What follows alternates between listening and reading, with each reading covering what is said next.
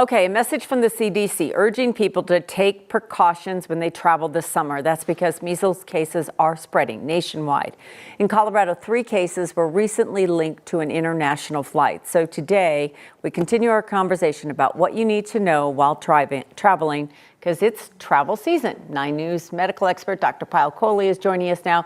We talked about with you last week how incredibly contagious this is, and it can hang around, this virus, for a while. So 2 hours, I believe. So it's different than the flu and COVID. Very different. In fact, much, much more contagious. So just to put it into context, we look at something called the R0, which is a single person that has it. On average, how many unvaccinated people are they going to infect? So for flu, it's 1.3.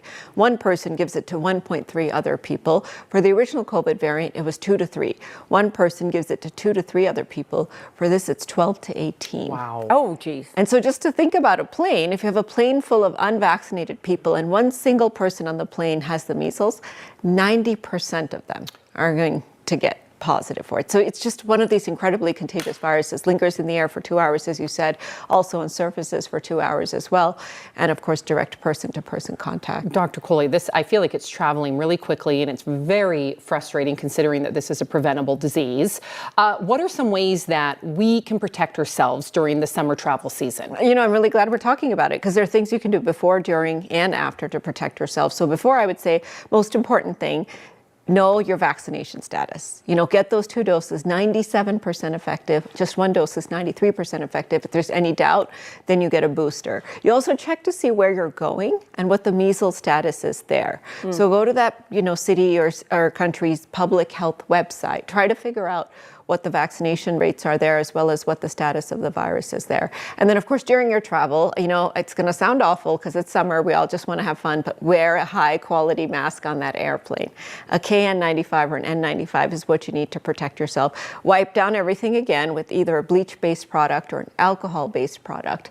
And then just make sure that, after you come back, that you're actually monitoring for symptoms for up to 3 weeks after you come back. Now, the thing with airplanes, the reason they're so tricky is because people can be on them and be spreading it and not even know it. Right. Yeah. And let's be honest, it's the same thing as what we talked about with COVID. A lot of people don't want to cancel plans. Right. The last thing they want to say is, oh, it's nothing. I can tell it's nothing. Right.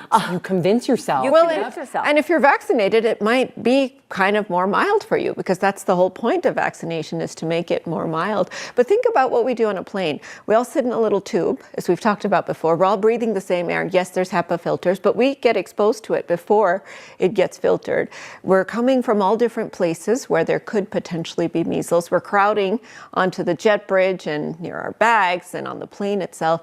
And then people are coughing and sneezing, and you have prolonged exposure. So it's really a setup for this. And I think even with the summer COVID variant, it's really a good idea for us to just be cautious. We don't have to cancel our plans, but just put that radar up again. Who should be extra cautious? I think there are people that should not travel this summer on a plane, and those are infants under the age of 12 months, because those are unvaccinated infants. And, it's measles here is measles everywhere. We know that it's all around our country. Pregnant women who are not vaccinated, because if they get infected, obviously danger to mom, but also danger to the unborn baby. Anyone who's immunocompromised, and then anyone who's unvaccinated, get vaccinated and then travel. Do not travel unvaccinated, because not only are you putting yourself at risk by getting the virus, but you're putting all these other people at risk. And we know that on that plane, people were unvaccinated. The majority of people who get this are unvaccinated. Let's just be a good human. I know. Right? Look out for people, right? Just, as we get into summer. Okay, that's all that we have time for now. We're gonna have more travel questions. Thank you, Dr. Payal Kohli. You can find more with Dr. Kohli at 9news.com/Dr. Kohli.